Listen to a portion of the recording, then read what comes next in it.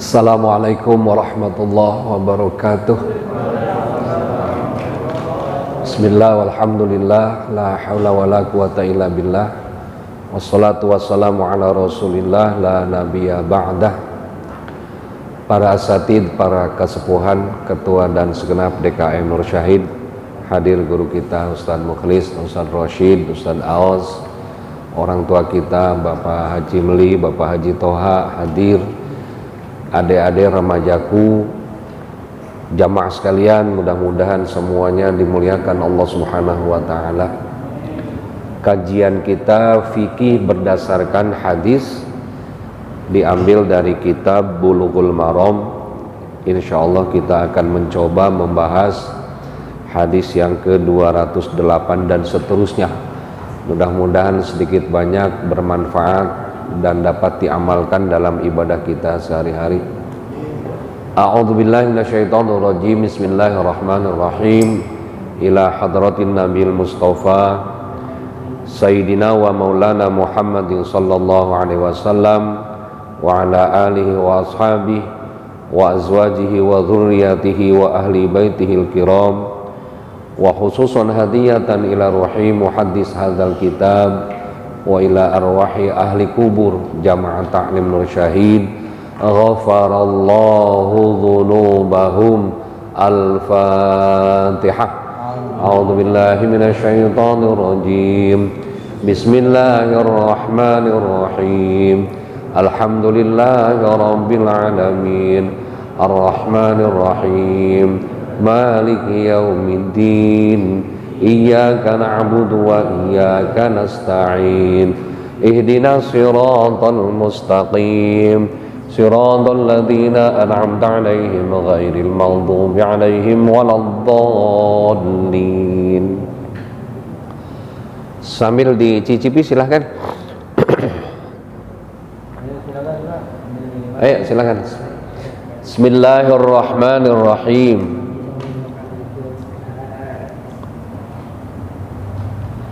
Walil Bukhari an Muawiyah radhiyallahu anhu misluh.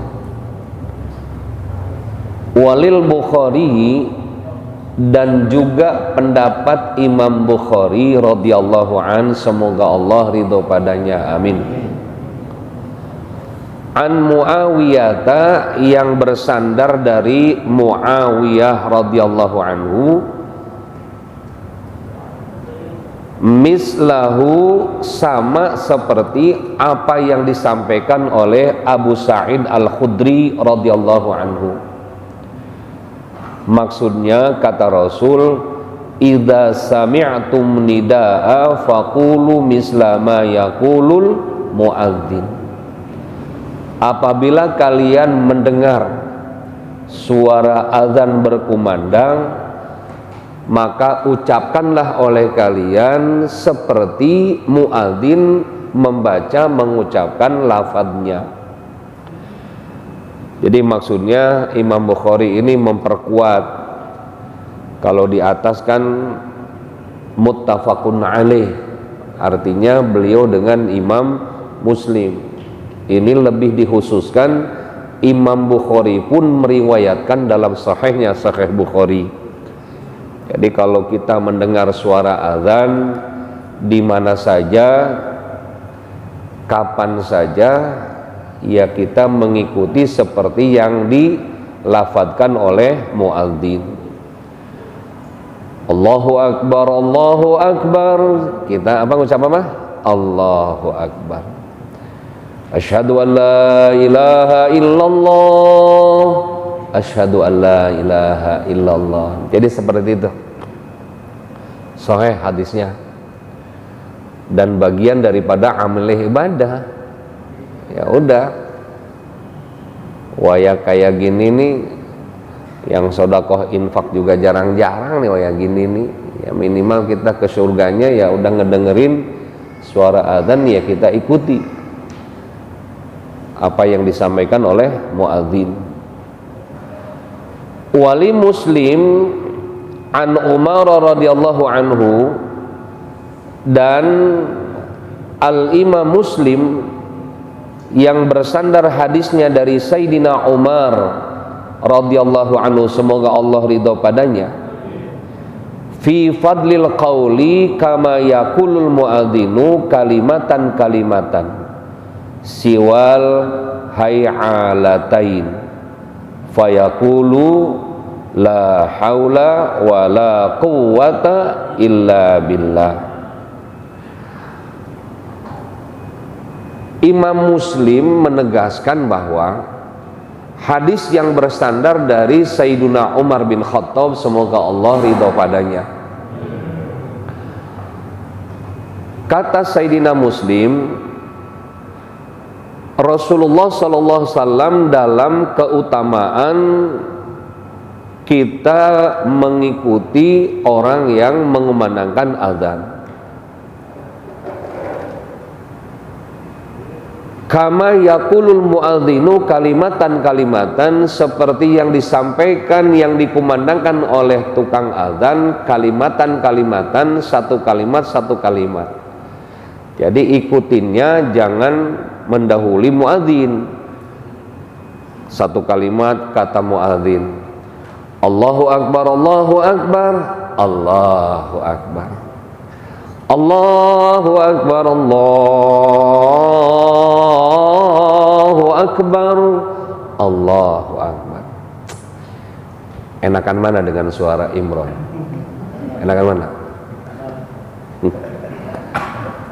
Biar kata begitu Imron solisnya Nur Syahid lumayan kemarin tampil nanti. Asyhadu an la ilaha illallah, asyhadu an la ilaha illallah. Jadi kalimatan, satu kalimat kita ikutin, satu kalimat kita ikutin. Siwal halatain, ketika membaca kalimat hayya 'alal shalah, beda yang ini. Beda. Rasulullah bersabda, balas dengan ucapan la haula wa la quwwata illa billah.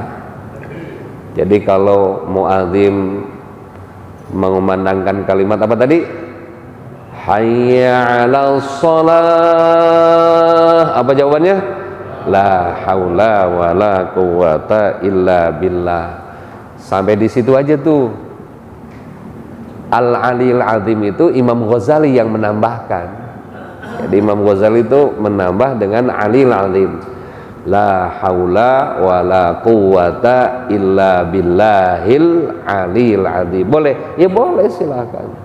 Boleh, silakan. Hayya 'alal shalah, la haula wa la quwwata illa billah. Hayya 'alal falah, la haula wa la. Jadi seperti itu ya. Oke. Nah, kita sudah tahu, prakteknya kita tahu, teorinya baru tahu malam ini kita. Jadi hadisnya kita baru baca malam ini. Oh, ternyata enggak sembarangan itu. Itu perintah Rasulullah sallallahu alaihi wasallam. Makanya Islam itu syiar ya, hebatnya Islam. Yang dulu kita sampaikan, kenapa Bilal bin Rom'ah kalau dia azan itu naik ke Jabal Qubais. Jadi bukit kecil di Mekah namanya Jabal Qubais, naik ke atas. Yang di atas kita sudah membahas kan tata cara azan, telunjuk kanan kiri dimasukin ke lubang telinga, kemudian dua ibu jari menempelkan ke gajih telinga gitu, gitu ya, tuh masya Allah. Ini kalau ditutup nih lubang telinga tadi, maka suaranya akan steril. Jadi kita satu akan panjang napas, yang kedua tadi akan bagus suaranya, tuh gitu ya. Nah makanya sekarang maaf nih, artis-artis kalau nyanyi kan pakai efek gitu ya. Cuman ustadz aja kalau ngaji nggak pakai nih ya. Maksudnya ya pakai juga itu efek gitu ya. Gitu. Ya pakai aja mah hidung kalau itu kapas mah hidung Ustadz Mukhlis. Iya tuh. Pakai di sini kan kalau nyanyi tuh. Artinya dia tidak concern dengan yang lain, cukup dengan syairnya. Oh, luar biasa ya. Andaikan zaman itu udah ada salon JBL, mungkin Rasul nyuruh kali pakai efek di sini ya. Nyuruh ya, karena waktu itu belum ada teknologinya. Makanya sunnah kedua telunjuk masuk ke lubang telinga, dua ibu jari ke gajih telinga nempel. Wah. Hayya 'alas shalah, ke kanan. Sunnah. Maksudnya apa? Supaya kedengar ke masyarakat yang di ujung sana. Jadi suaranya biar menyeluruh. Tuh. Kalau hayya 'alal falah ke kiri. Dulu sebelum ada sound dulu. Yang sekarang hayya 'alas shalah atau malah ditinggal mic-nya sama dia. Itu ya. Jadi ada sesuatu yang disebut dengan mansuh. Jadi terilgha. Ya itulah hukum. Dalam Al-Qur'an itu ada nasikh dan mansuh. Nasikh itu ya ketetapan yang baku. Mansuh sesuatu hal yang bisa berubah karena perkembangan zaman. Seperti kapan tuh? Saya ada yang nanya, oh ya di Al-Hidayah ya, nanya tentang khotib apa hukumnya megang tongkat gitu ya. Megang tongkat. Khotib tuh kalau Jumat kan saya jawab ya sunnah indal khauf, ketika Rasul masih dalam keadaan ya belum aman melaksanakan ibadah karena masih ada yang musuh-musuh Allah. Jadi Rasul menghadapi musuh, jamaah menghadap kiblat. Andaikan Rasul memberikan isyarat tongkat dilempar, ya berarti tandanya musuh ada. Makanya tongkatnya atasnya itu sunnahnya dikasih pedang, dikasih benda yang tajam gitu ya. Hati-hati itu. Kalau baru pertama naik mimbar itu biasa gemeteran kan, tongkatnya sampai jatuh, yang pedangnya ke calon mertuanya, nggak jadi, hanya nggak jadi nikah, udah nggak jadi, kan bahaya itu, bisa jadi itu gemeteran gitu ya. Nah iya. Nah itu disimpan kan aja, karena sekarang sudah ya tidak perlu lagi, karena kita sudah sholatnya aman, bukan dalam keadaan khauf, ya disimpan sajalah tongkatnya, simpan aja. Soalnya khawatir nanti bisa terjadi, nanti ada lagi nanti penjajah umpama. Nah apalagi yang pakai apa tadi, pedang sama keris, pas malam ini mesti dimandiin tuh kerisnya malam ini, pedangnya malam satu syuro. Ini malam ini hati-hati teh, bangsa kuntilanak keluar semua nih, Nyiro Kidul gitu, hati-hati semuanya. Artis-artis pada mandi di kali jodoh di sono, pada mandi supaya banyak jodohnya, aduh. Jadi apa namanya, berita yang terkenal di TV ya berita itu, berita malam satu syuro, bukan malam satu Muharram, malah satu syuro. Wow, bangsa kuntilanak malam ini pada keluar semua. Ya, hati-hati. Bangsa itu apa namanya, yang pakai kuda kencana itu apa namanya? Nyiroro Kidul keluar, Nyi Blorong keluar malam ini. Hati-hati. Nanti nyariin orang yang nggak ngaji tuh, Blorong. Iya. Oke, kembali. Siwa hayalataini, seperti mengumandangkan kalimat hayya ala sholat. Apa artinya hayya ala sholat? Mari kita sholat. Hayya alal falah, menuju kemenangan. Jadi kalau kita mau menang di alam dunia, sholatlah. Orang sholat itu pasti menang. Kapan menangnya? Nanti di akhirat. Tuh. Jadi hayya ala sholah, hayya 'alal falah, al-falah, kemenangan, kemenangan, kemenangan. Makanya dengan kalimat-kalimat Allah, insya Allah kita pasti menang. Dulu waktu Bung Tomo akan menghadapi perang 10 November, agresi Belanda kedua, beliau punya inisiatif. Kata Soekarno, coba minta fatwa ke Kiai. Ke sana pergi ke Kiai Haji Wahab Hasbullah. Dari Jakarta ke Cukir ke sono. Naik apaan itu ya? Coba sono eta minta fatwa bagaimana untuk mengajak seluruh bangsa Indonesia supaya bersatu, berjuang membela tanah air. Waduh, kata Mbah Wahab Hasbullah, ya pekikan aja kalimat takbir. Subhanallah, tuh Bung Tomo kan orator, beliau menguasai RRI, beliau mancing semangat seluruh bangsa Indonesia untuk berjuang melawan penjajah Belanda. Dengan apa? Dengan takbir. Dan takbir itu untuk menghadapi penjajah. Untuk siapa tadi? Menghadapi penjajah Belanda. Kata bahwa Hasbullah, pakikan takbir. Saudara-saudara sebangsa setanah air, tanggal 10 November kita akan menghadapi penjajah Belanda. Kita harus bersatu padu untuk mengusir penjajah Belanda dari bumi tanah air. Takbir, Allahu Akbar. Itu dong. Jadi takbirnya untuk mengusir Belanda. Ini mah demo Islam sama Islam takbir.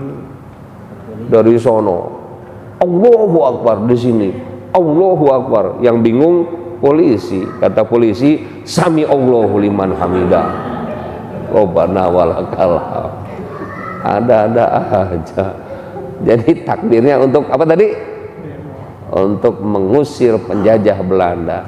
Setelah takbir Bung Tomo baru merdeka, merdeka, itu hidup atau mati, merdeka, itu. Sekarang takbirnya hilang, tinggal merdekanya. Merdeka, merdeka, merdeka. Kan main pala lupeang mereka. Nah mestinya tadi diawali apa dulu? Takbir dulu dong, takbir dulu. Nah menuju kepada kemenangan. Hayya 'alas shalah, untuk saya tambahkan pengetahuan buat adik-adik. Ustaz, apakah azan itu hanya untuk mendirikan sholat? Jawabannya nanti di depan. Saya kasih bocoran dulu. Jawabannya betul. Azan itu untuk menandakan sholat tiba.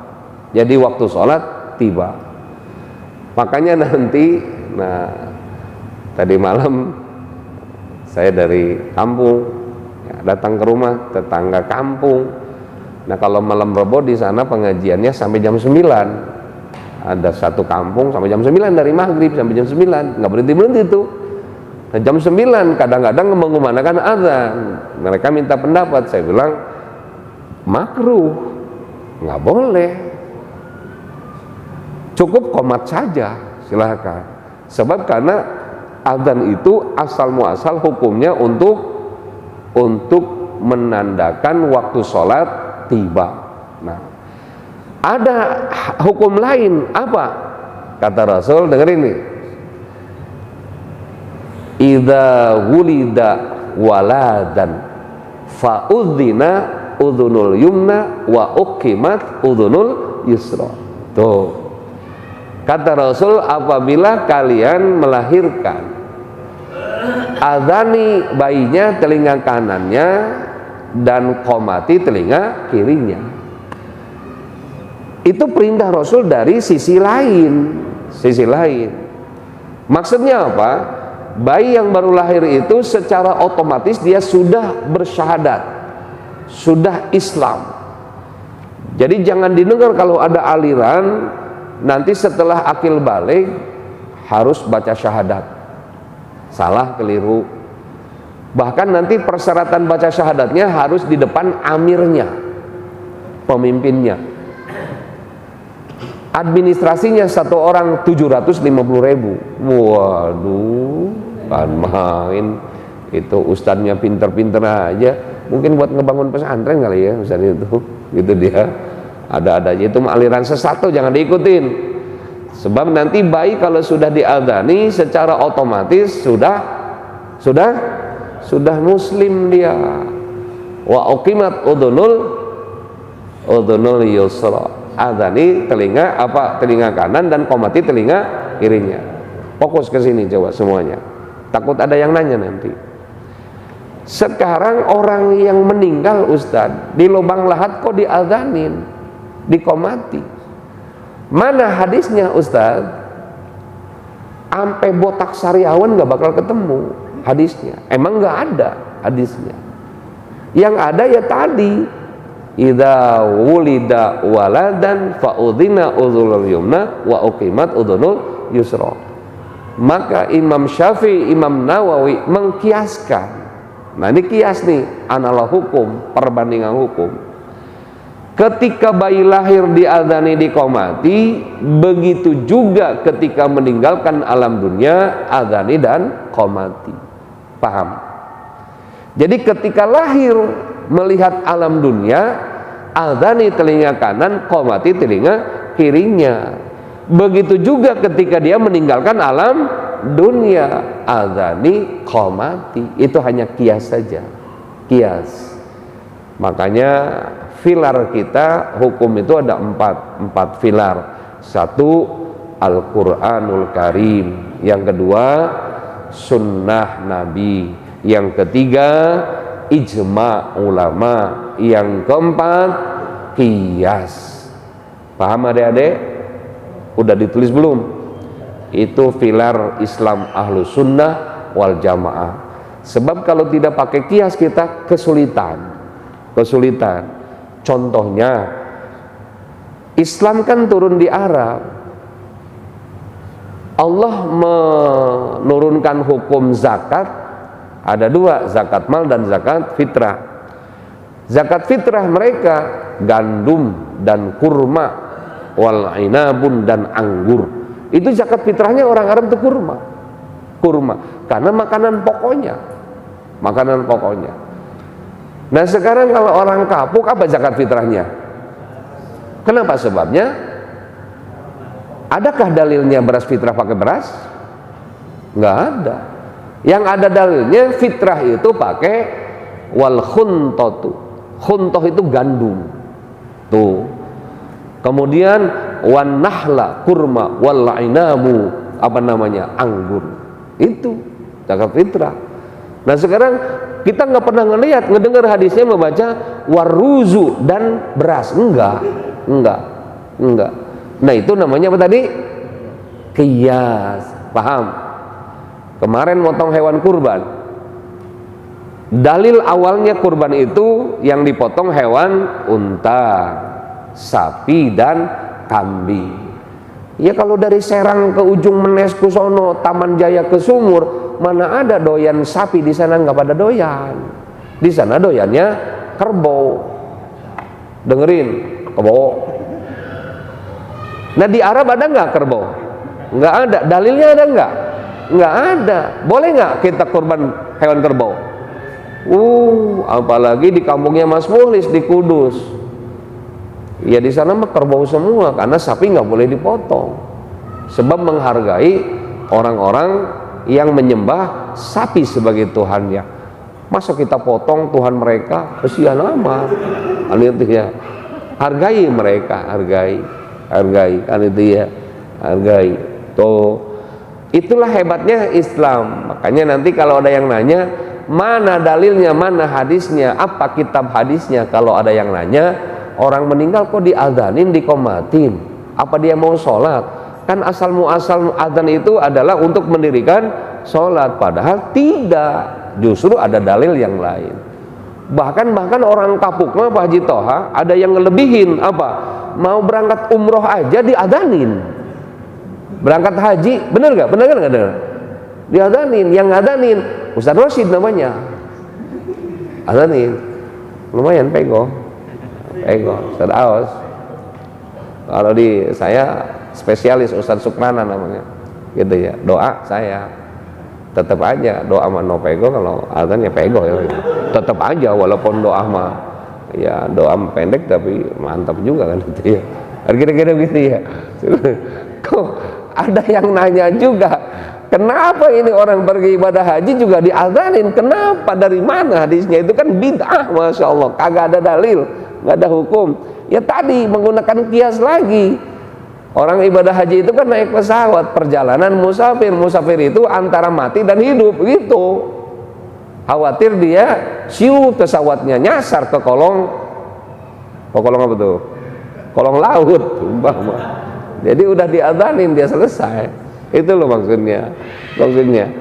Yang begitu-begitu udah jangan diusilin, udah biarin aja. Kalau yang berangkat haji nggak usah diadzanin, dia nggak percaya itu ya udah berangkat haji.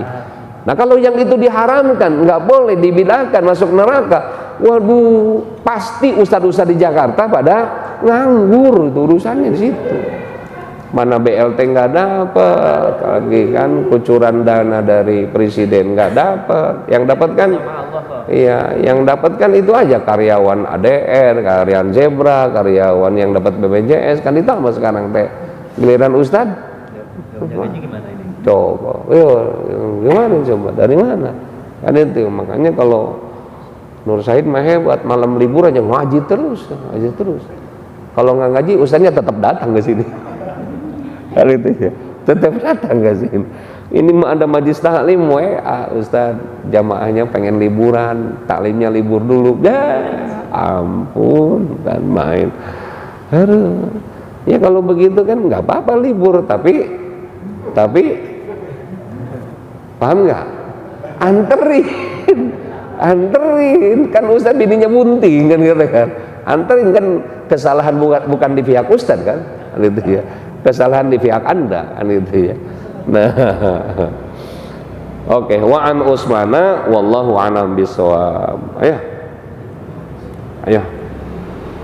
Pertanyaannya bebas. Ayo. Waalaikumsalam warahmatullahi wabarakatuh. Iya, baik. Baik. Apa pakai gayung, apa pakai keran? Baik, makasih. Untuk menjaga kekhawatiran, nah, kita kan wajib menjaga itu kekhawatiran demi absahnya, demi afdolnya suatu perkara. Maka paling afdol berwudu itu pakai keran.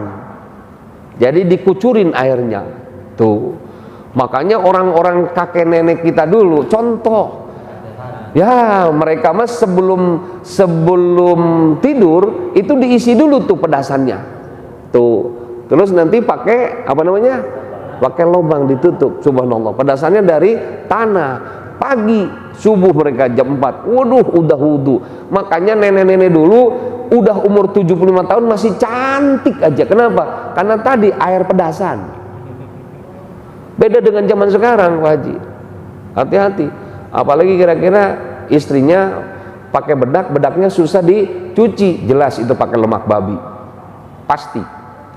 Karena lemak babi itu kalau udah nempel di kulit susah untuk dibuka, dibersihkan. Makanya nanti kalau ada siapapun istrinya pakai bedak, susah dicucinya, susah dibersihkan, otomatis ada lemak babinya. Berarti kalau istri wajahnya ada lemak babi, suaminya nyium, ayo lo. Tuh yang ngomong babi siapa tuh? Saya emang enggak. Tuh. Itu bagus tuh. Jadi pakai keran. Nah tadi khawatir. Jadi nanti gayung ke sini terus kena tangan kita, kemudian netes kembali ke situ, maka hukumnya mustakmal. Mustakmal itu masuk ke air yang sudah terpakai, maka tidak boleh berwudu lagi kalau nanti masuk ke ember lagi, karena tidak melampaui 2 kullah, tidak melampaui 185 liter. Tuh jadi gitu. Jadi khawatir itu satu tetes sedikit aja kembali ke ember itu mustakmal. Jadi tidak boleh untuk berwudu ke tempat lain lagi. Udah mustakmal aja. Jadi tidak boleh untuk bersuci. Mustakmal itu artinya Pak Haji yang sudah dipakai. Ya, seperti perempuan di kampung mana gitu. Oh, itu namanya mustakmal. Itu maksudnya. Paham ya? Kalau yang begitu cerdas deh jawabannya. Iya. Kalau masalah wudhu dia masih mikir aja. Kalau tadi langsung aja nyamber. Oh, nyamber. Iya, obat. Iya, siap. Satu kali lagi. Iya, siap. Pakai celana mau tapi nuntut kamu cepok apa gimana? Nah, jadi angin itu keluar nggak perlu cebok. Angin nggak perlu. Kalau buang hajat pasti cebok. Jadi kalau cuma kentut enggak. Cukup ya wudhu lagi. Habis wudhu begitu mencuci tangan tut lagi, balik lagi. Iya, sampai mencuci kaki tut lagi, balik lagi gitu. Kalau sampai 17 kali diperban aja ininya. Iya. Isolasi ban. Iya. Iya tuh. Iya. Ada suaminya yang selalu sedia isolasi. Kenapa? Istrinya cantik, masaknya enak, tapi tidur sama suami kentut mulu. Ada tuh, makanya suaminya megang isolasi itu. Asik. Ada lagi? Ayo. Imron, mana langganan saya tuh yang suka nanya, anak muda. Ayo. Ya. Ayo satu lagi. Wa an Utsman bin Abil As wallahu a'lam bishawab. Kita akhiri dengan kafaratul majlis. Subhanakallahumma wa bihamdika asyhadu an la ilaha illa anta astaghfiruka wa atubu ilaik. Wal afu minkum. Assalamualaikum warahmatullahi wabarakatuh.